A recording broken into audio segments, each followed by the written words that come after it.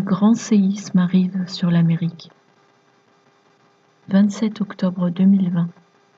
Parole du Seigneur délivrée à sa messagère et prophète Loïs Vogelchardt, traduite et lue par Justine. Loïs a commencé à recevoir ce message à 1h04 du matin et on a reçu les derniers mots à exactement 1h24. Le séisme arrive et je l'ai retenu jusqu'à ce que président Trump gagne les élections. Sa victoire va susciter un grave chaos et la loi martiale va être déclarée dans diverses villes à travers votre nation. Donald Trump a choisi de ramener l'Amérique à ce qu'elle a été dans le passé. Or, la justice a été conçue pour arbitrer selon la véritable constitution américaine, telle qu'il était prévu, et non pas de la façon dont les libéraux, les socialo-démocrates, le décident.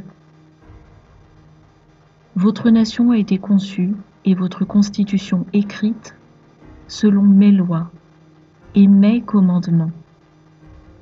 Et tous les hommes sont créés égaux à mes yeux.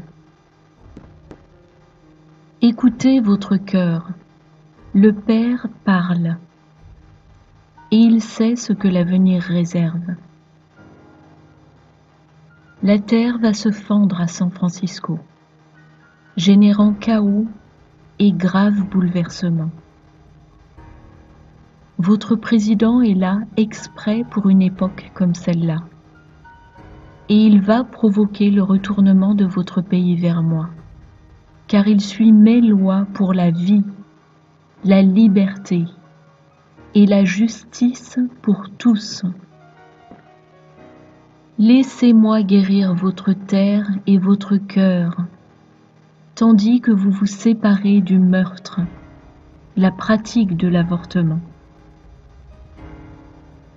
La loi sera renversée, car je travaille dans les cœurs et les âmes à travers votre nation. Ce virus ne va pas vous dévorer, tant que vous continuez de le chasser au nom de Yahushua. Tenez ferme votre position contre tout mal, mon peuple, et élevez-vous.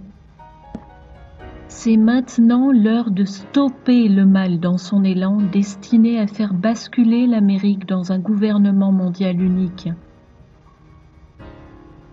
Les esprits réprouvés seront forcés à reculer lorsque Trump va marcher victorieusement sur le mal. Vous êtes tous des guerriers dans mon armée, et le monde va continuer de faire l'expérience de ma colère. Gardez la tête haute, mes amours. Ne pliez le genou que devant Yahushua, et repoussez le mal partout où il se trouve. Aimez-vous les uns les autres pendant ces temps de la fin, et observez l'essor de l'or et l'argent qui vont prendre leur juste place dans mon royaume. Construisez votre arche de protection, tant qu'il fait encore jour. Marchez avec moi et restez sous mon parapluie protecteur, au fur et à mesure que Yahushua vous conduit en lieu sûr, quand le timing sera le bon.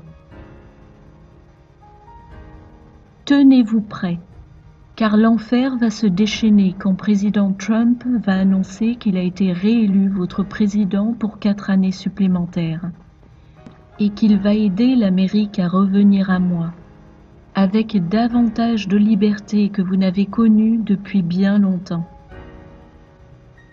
Il fera également taire la violence et déclarera la loi et l'ordre à travers l'Amérique. Avec amour, votre Père qui est dans les cieux.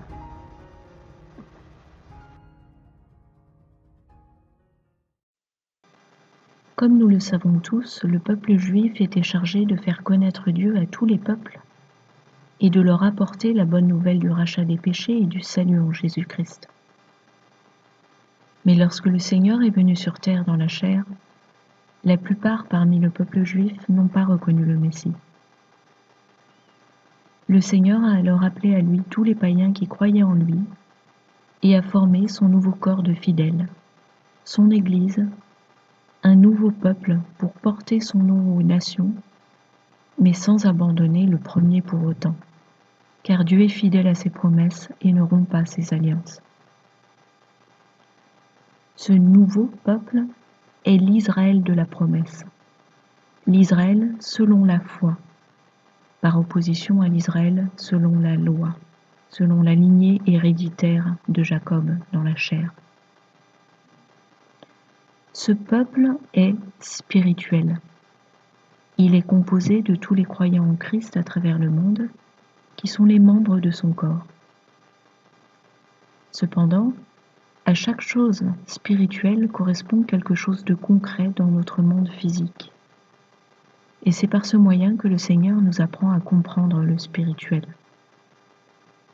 Ainsi, l'Amérique est la nation dans ce monde qui représente l'Israël spirituel au complet. Comme nous l'avons vu dans l'exposé intitulé « Identifier les chrétiens dans la prophétie biblique ». Ayant choisi cette nation pour réaliser ses desseins, notre Dieu devait lui permettre de se doter de lois qui soient conformes à sa volonté. C'est ce qu'il a accompli au travers des pères fondateurs de l'Amérique, par l'établissement de la Constitution américaine, seule constitution au monde qui est conforme aux lois divines et qui offre à tous la protection de la vie, le droit à la liberté et une justice juste et impartiale envers tous. Tout comme Dieu a donné la loi à son peuple hébreu, il a donné la Constitution américaine aux États-Unis d'Amérique, afin de voir ses voies enseignées et appliquées dans cette nation, qui représente et symbolise son peuple chrétien au complet. La nation qui s'est elle-même proclamée depuis sa fondation « One Nation under God », ce qui peut être traduit par « une nation soumise à Dieu » ou bien « une nation unie sous Dieu ». Les dits démocrates aux États-Unis ont peu à peu cherché des moyens pour démanteler sournoisement la Constitution américaine, parce que leur agenda est contraire à Dieu et à ses lois. Pendant le double mandat d'Obama notamment, ce dernier a outrepassé la Constitution américaine à de très nombreuses reprises, gouvernant par ordre exécutif. La politique des démocrates en Amérique, la gauche politique, est dite libérale et socialiste. Mais les gens en général, et les chrétiens en particulier, ont une idée positive du socialisme, en raison de l'endoctrinement opéré par les élites au travers des médias et du système éducatif notamment.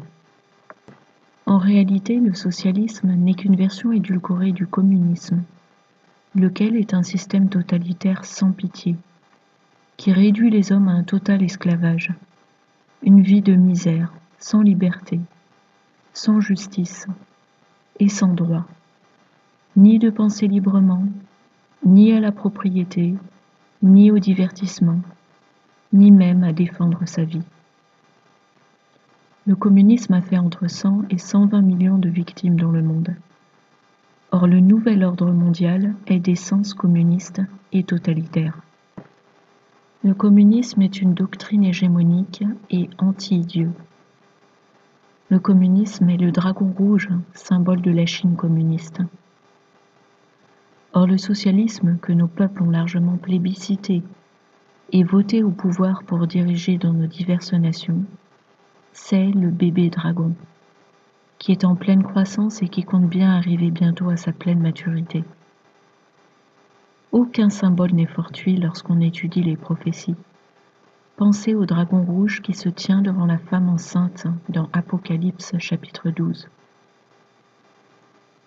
À cet égard, on peut ici appréhender l'une des déclinaisons d'interprétation des 4 chevaux d'Apocalypse, en rappelant préalablement que, spirituellement parlant, le cheval est un instrument de guerre qui permet de gagner du terrain et participe ainsi à l'effort de conquête, l'implantation d'un agenda sur l'humanité.